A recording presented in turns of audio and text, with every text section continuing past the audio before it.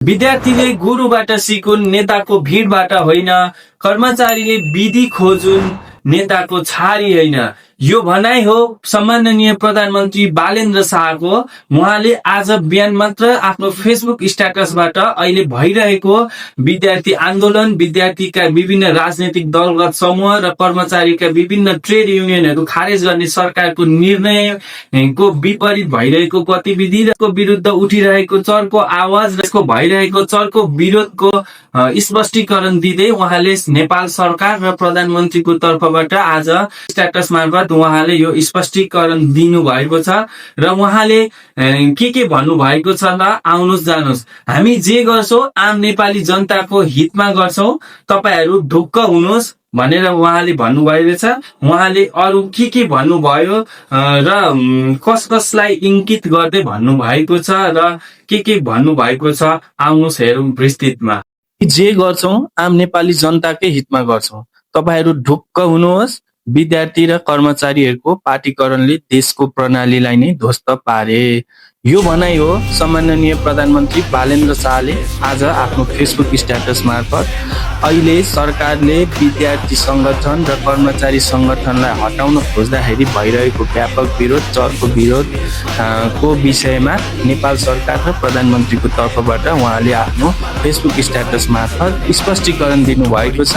हेरौं उहाँले अरु के स्पष्टीकरण दिनुभएको छ आफ्नो फेसबुक स्ट्याटस मार्फत। उहाँ भन्नुहुन्छ, धेरै पत्रकार, नेता, अभियन्ता, व्यापारी र आम जनताले वर्षौंदेखि एउटै कुरा भन्दै आएका छन्, विद्यार्थी र कर्मचारी तन्त्रलाई पार्टीकरणले बिगार्यो। यो वर्षौंदेखि धेरै संगठन विद्यार्थी र कर्मचारीको हित भन्दा बढी दलका स्लिपर सेल बने। योग्यता भन्दा पहुँच, क्षमता भन्दा झोला र झण्डाको मूल्य बढाइयो। यसले प्रणाली प्रति नै जनताको विश्वास कमजोर बनायो। राष्ट्रिय स्वतन्त्र पार्टीले शिक्षालय र कर्मचारी तन्त्रबाट दलगत राजनीति हटाउने कुरा संगठन बनाउन नसकेर गरेको होइन। चाहने हो भने आजकै दिनमा ठूला विद्यार्थी र कर्मचारी संगठन बनाउन सक्छ राष्ट्रिय स्वतन्त्र पार्टीले। तर अर्को दलगत संगठन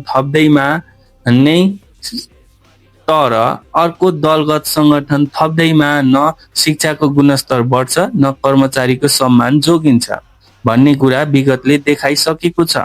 त्यसैले अब स्पष्ट निर्णय आवश्यक थियो। शिक्षालयमा दलको झण्डा निषेध, कर्मचारी तन्त्रमा दलको झोला निषेध। यसले अधिकार खोज्दैन, बरु पेशागत स्वतन्त्रता बलियो बनाउँछ। अब नियुक्ति, सरुवा र बढुवाको आधार दलगत निकटता होइन, विधि, क्षमता र दक्षताको आधारमा हुनु पर्दछ अथवा बन्नु पर्दछ। हाम्रो प्रयास यति मात्र हो, विद्यार्थीले राजनीति सिक्दा गुरुबाट सिकुन्, नेताको भिडबाट होइन। कर्मचारीले विधि खोजुन्, नेताको छारी होइन। हामी चाहन्छौं विद्यार्थीले राजनीति सिकुन्, तर सभ्यता, विचार र जिम्मेवारीको राजनीति। कर्मचारीले जनताको सेवा सिकुन्, कुनै दलको होइन। यो कुनै पार्टी विरुद्धको लडाई होइन, यो प्रणाली बचाउने प्रयास हो, यो भविष्य बचाउने प्रयास हो। यो देशलाई दलगत कब्जाबाट निकालेर संस्थागत मार्गमा ल्याउने प्रयास हो। शिक्षालय र कर्मचारी तन्त्रलाई दलगत संक्रमणबाट मुक्त गर्ने यो प्रयास हो। त्यसैले तपाईहरूको चाहना अनुरूप अध्यादेश मार्फत यी विकृतिहरू हटाएका छौं। हामीलाई सबैको साथ र विश्वासको अपेक्षा छ। तपाईको साथ चाहिएको छ, विश्वास चाहिएको छ, किनकि परिवर्तन भाषणले होइन, निर्णयले आउँछ।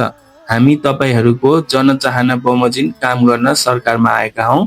तपाईहरू ढुक्क हुनुहोस्, हामीले जे गर्छौं आम नेपाली जनताको हितमा गर्छौं भन्दै सम्माननीय प्रधानमन्त्री बालेन्द्र शाहले आज आफ्नो फेसबुक स्ट्याटस मार्फत अहिले भइरहेको चर्को विरोध र व्यापक विरोधको स्पष्टीकरण दिनुभएको छ।